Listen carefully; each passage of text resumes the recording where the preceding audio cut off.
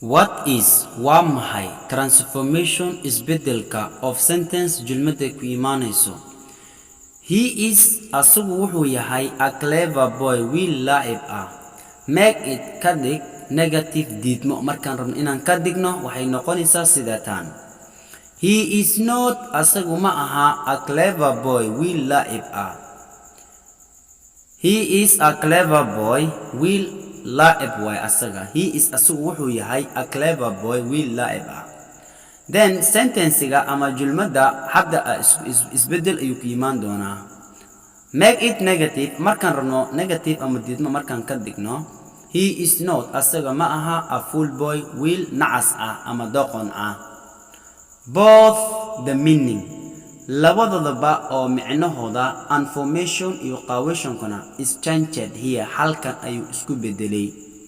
So says daradeeda it is wuxuu yahay conversation wada sheekaysi of sentence oo jumlada oo wada sheekaysigooda ayuu yahay way marka ina micnahooda inuu isbedelo. Only formation keli qaawashanka is changed ayuu isbedelay. Meaning micnahooda uu yahay is not changed isma bedelin.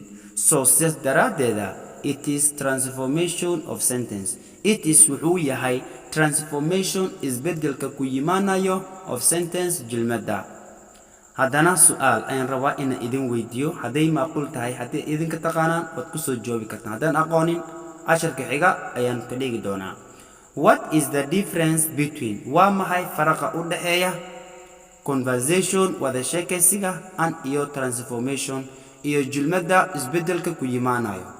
Waa qaab su'aal inaad ka soo jawaabtaan aan u baahanahay asxaabteyda.